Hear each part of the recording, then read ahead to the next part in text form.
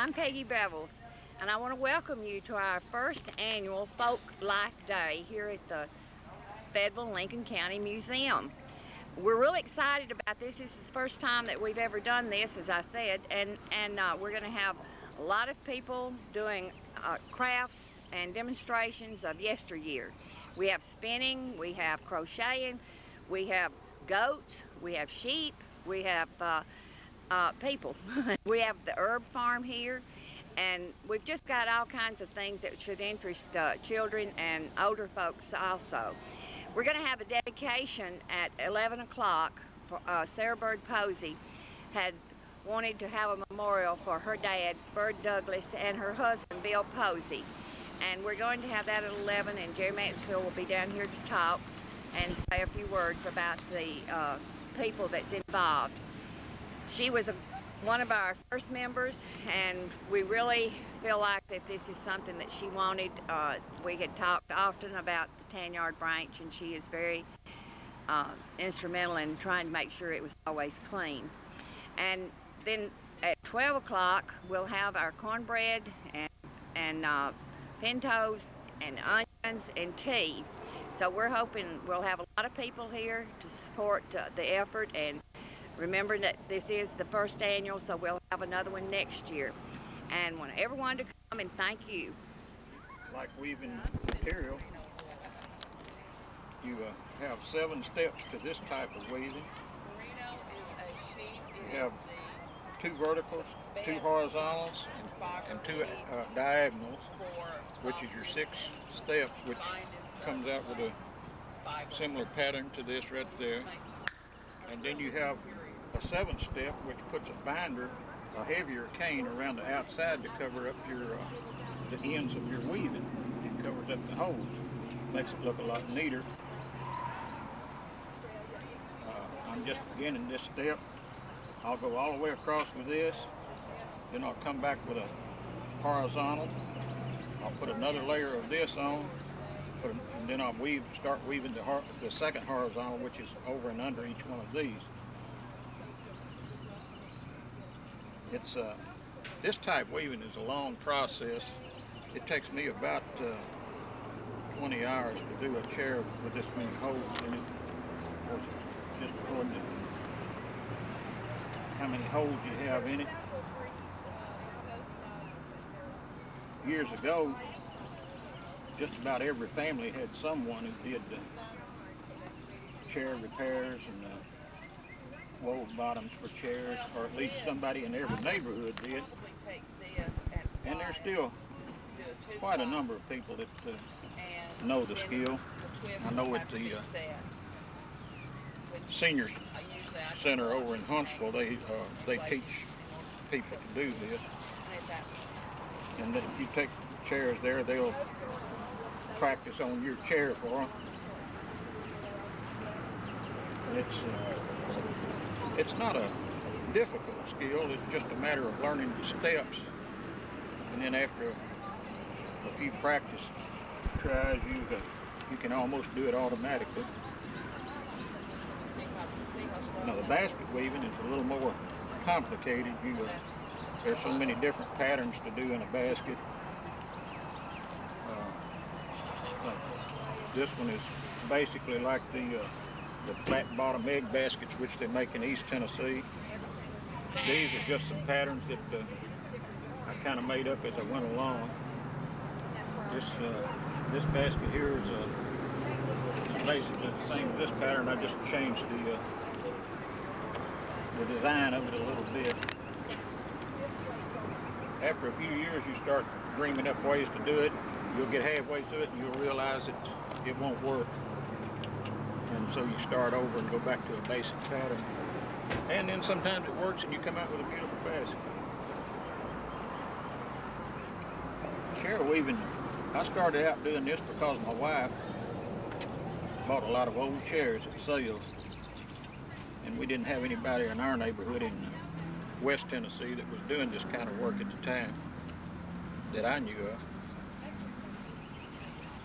And a fellow who owned the Dixie Gun Works worked next door to where I did. his business was next door, and he started teaching me to do this because he did it as a relaxing hobby in the evening for friends of his, and he got me interested in it.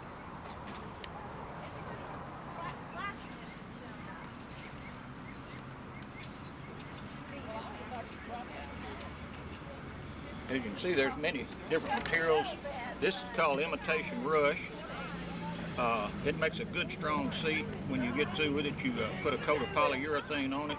It doesn't make it completely waterproof. It's better to use inside, but it is a good strong seat, and it'll last 20, 25 years unless it's abused. This is woven cane. It's done in a factory on the same pattern that I'm doing here. Originally, every culture had a spindle of some sort, and in my box I have many, many types. This is the kind that the Navajo women use out in Arizona. And all spinning was, probably the first spinning was just rolled on your thigh, and then it progressed to a spindle, and then from the spindle became this part on the spinning wheel. And I have cotton set up on this. In the 4-H arts and crafts. And cotton is real difficult to spin because the fiber's so short. So I prepare my fiber the way people in India do, which is called puni, and that's what this thing is called. Let me give you a card because And then the basic principle behind spinning is that all the little fibers have scales on them. And just as if you put two fish and put them back to back and stuck them together, their scales would enmesh. Well, that's what they do on here, and that's why it'll draw out. And then the machine puts the twist in it, and the twist acts as glue to hold the thread together. And once I've gone as far as my arm will stretch, that's all the further I can do. And I have to stop and wind on. And I'm ready to start spinning again. This wheel is the next progression in the history. You went from the spindle to the quill wheel, and then you went to the bobbin flyer wheel, and this is the bobbin and flyer. And I'll hook up some yarn and show you about this.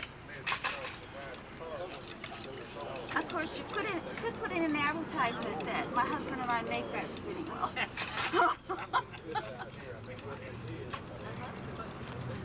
We live here in Fayetteville. Now, Carol's the one who organized all the crafters, all the demonstrators today.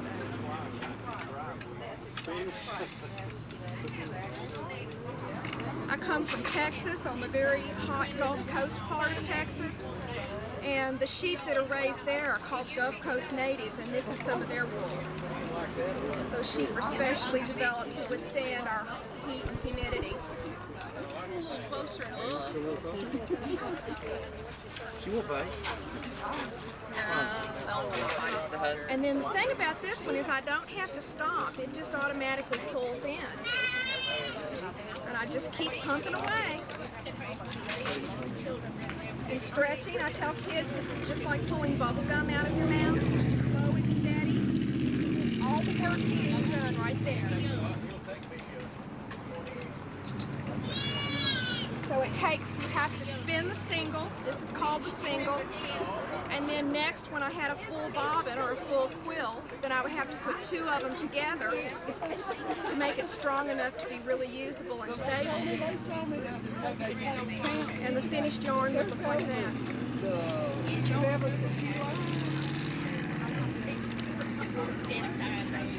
We're going to get to a vacation one day, so we get to be a tourist.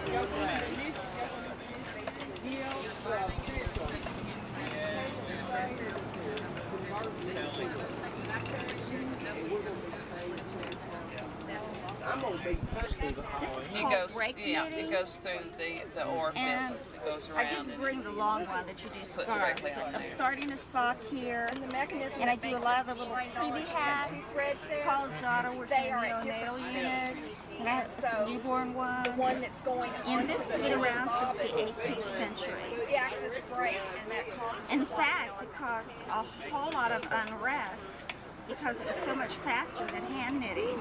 People got upset. Funny. Aren't they neat colors? Now come here and show what I'm doing. This is the learning exercise. Can you see that in the order, the pinks, the purple, the light colors of the pinks, it's just two lights between the dark colors. The dark colors drop the dark red drop blue together.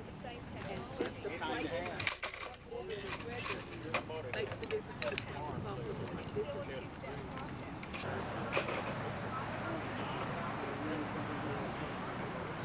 I would have more, well, each little thread goes through its own little petal, that's the name of this, and you have a little hook, and you reach it and zip it up.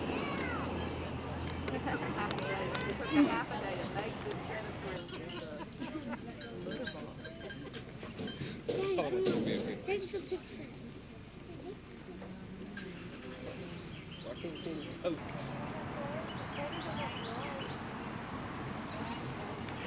Found me a little fox. Okay, I'll buy you one.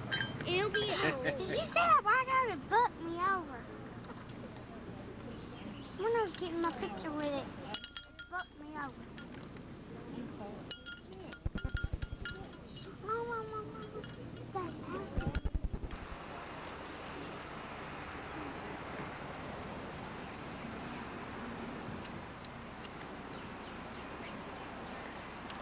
How much room does it go to?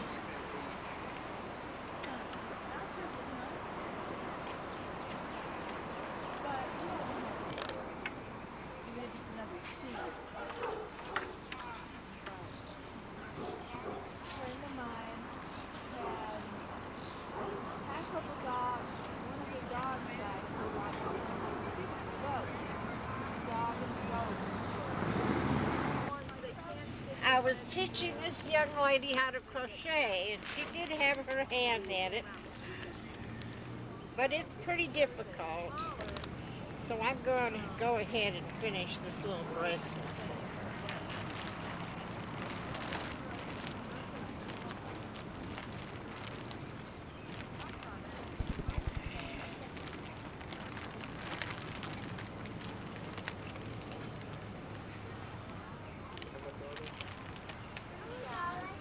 So you got pictures of all the little animals? Yes, ma'am. Did you? Yeah, they're cute, aren't they? Yes, ma'am.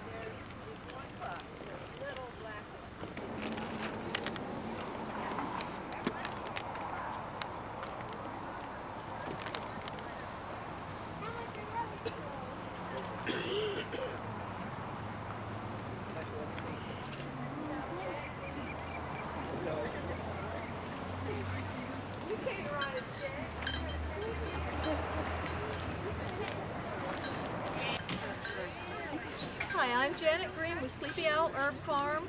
We're out just this side of Flintville. I carry a huge variety of all kinds of herbs. No insecticides or fungicides. You can taste them, smell them, come out and visit the display gardens. Over 50 different lavenders grow there, over 20 rosemarys, lots of sages, and also all kinds of other perennials, flowers, whatever my friends want and can't find or I take a liking to. I started carrying roses this year because I wanted to make a rose fence, so I got some extra. You're liable to find most anything. We'll be having classes this fall on making Advent wreaths. This summer we'll have fairy basket classes with the Cecily Mary Barker Flower Fairies. We'll be doing stuffed iron topiaries, bees, and butterflies. Feel free to come out and just visit and sign up if you want to go to have class, and I'll let you know.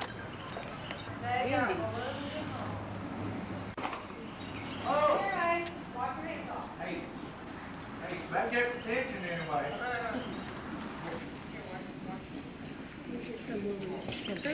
That's true, man. That's honest. You can get my bright colored dress. Yeah, be sure and get Sonya.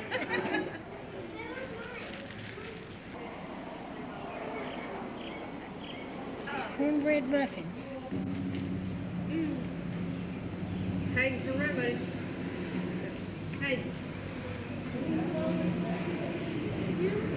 Okay, it's 11 o'clock, and that's when this is scheduled to open, so we appreciate everyone being here, and at least it's not raining. You know, it's been raining for many days now. So we appreciate you coming, and this is a really special occasion for us. I want to tell you that we're really pleased to have our county executive, Jerry Mansfield, here to say a few words to us about the people that we all know and love. And all of you that are here to celebrate this, we appreciate it. And at this time, I'll introduce our county executive, Jerry Mansfield.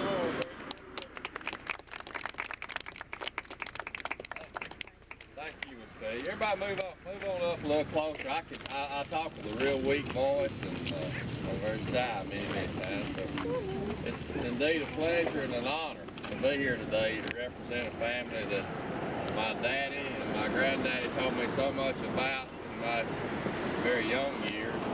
I got to meet Mr. Byrd one time after he had had his stroke, and he was pulled up on the parking lot at Posey, Louis Buick place, and Daddy said, I want you to meet someone who I have a lot of respect for, and I want you to remember that you met him. I was 9 years old. So this was Mr. Byrd. And I'll always remember, never forget it. The stories that came along later came through his daughter Sarah, Miss Sarah Byrd. And the one I want to, I guess, kind of lead off with today, a 25-year-old Byrd Douglas. He was born in 1880, but I'm talking about 1905. A 25-year-old Byrd Douglas walked around the tent at the Lincoln County Fairgrounds because he wanted to verify or find out if something wasn't right, because the Cole Younger Wild West show was in Fayetteville and it was at the fairground. Cole Younger Wild West show was, they had all been in prison for robbing banks, and they had all been running with Frank and Jesse James, and it was reported that they were going to have Frank James with the Wild West show down at the Lincoln County Fairground. Well, Mr. Byrd, he was going to go down and find out the real truth of that. And as he walked around the tent, he saw an older man sitting on a bale of hay. He walked over to him and he said what his intention was.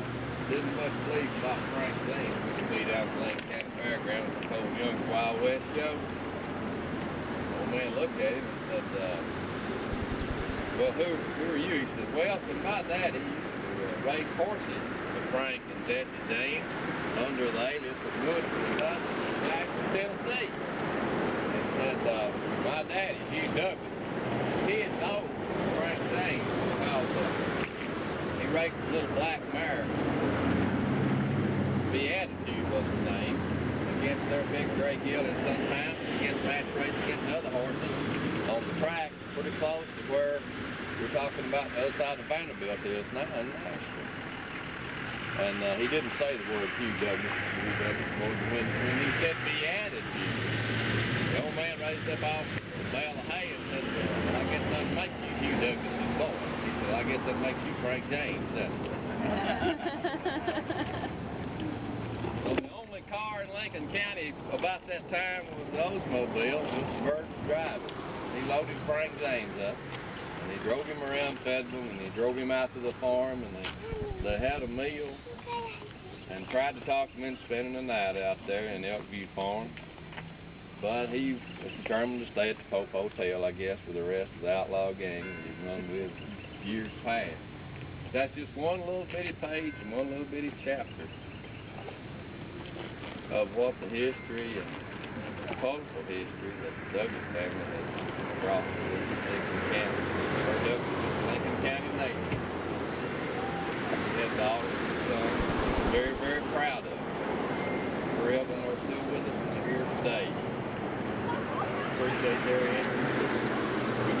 Sarah Byrd every day.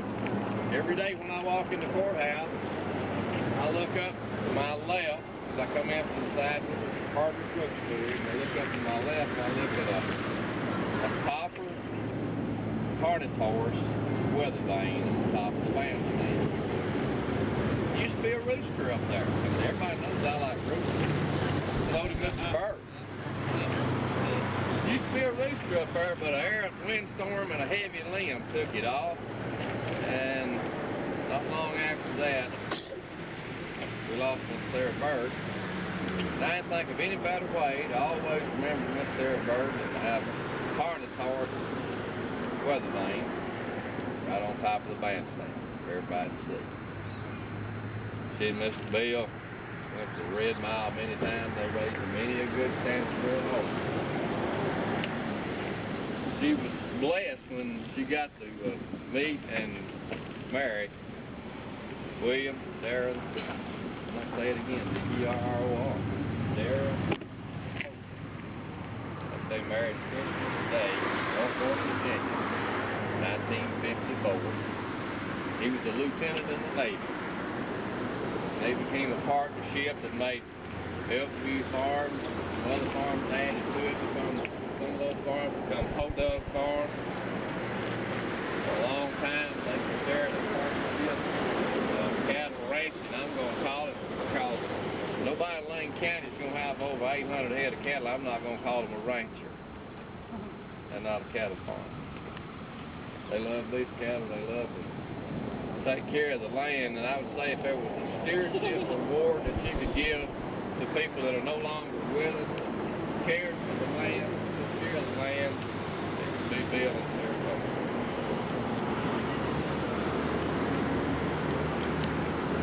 From a rich history to today, we can talk about a lot of things that Sarah was involved in. And every time you go to the Lincoln County Fairground, first week of September, we have harness racing started down there many, many years ago because of her and her family's efforts and many other good folks. It's still there. Only place in Tennessee that you can see harness racing to this day. But shut your eyes when you hear the horses come by and you hear the pounding, gaining the pace, or the trotting one. You can't help it if you knew her. You can't help but think.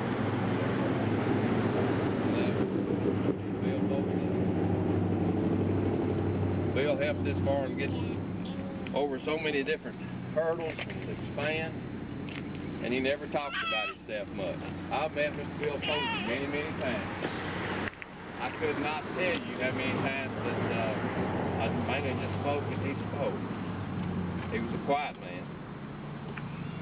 He didn't tell me that, I don't think he ever advertised it, that the chief financial analyst and budgeting director and eventually the controller of the entire NASA system was Bill Posey. He didn't tell you that. He was a humble man. He and Sarah brought a lot of enrichment to this community, and always the result of the entire family of the Douglases. And it would be nothing more than Sarah's greatest we'd be very prideful today for you to be here and honor her and Bill, her daddy, other members of her family at a place where she worked so hard and so long to put a lot of the Lincoln County and Fayetteville Lincoln County artifacts out for people to view and remember times past. So it's a great honor today that we dedicate this particular gazebo on the Tanyard Branch. She physically cleaned out many times herself. She always wanted to make sure it looked nice. On behalf of people that come forward in Lincoln County and Lincoln County Museum, we'd like to dedicate this area. Sarah's country is so much hard. Remember, Byrd Douglas, Bill Posey, and Sarah Byrd Douglas Posey.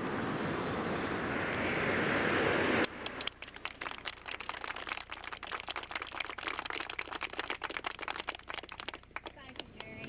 As usual, you've done a great job. You've done justice to some people that we all loved and still respect, and the families that have meant so much here to this county.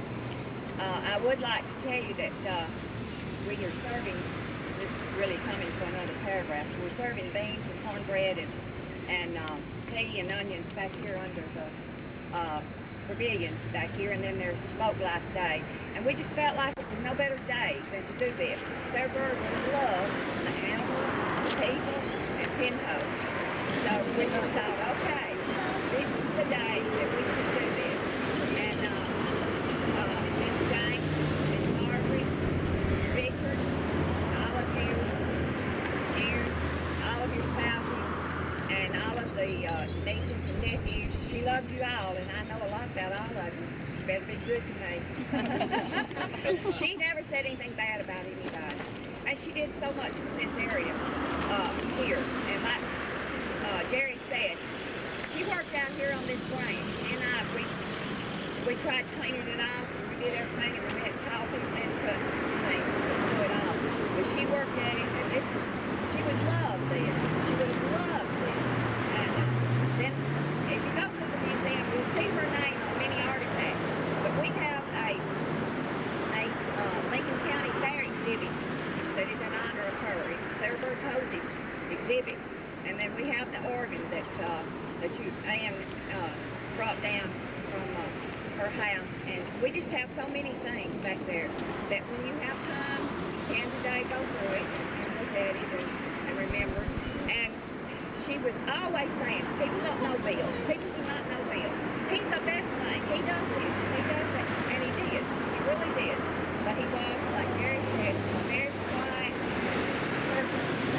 He stayed to himself, but he did a lot. And so all of you members of this group, we love you all, and we respect you, and we hope that you enjoyed this.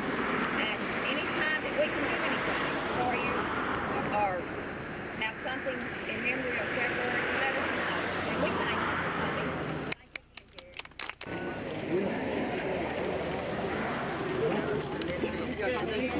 Hope you're getting better.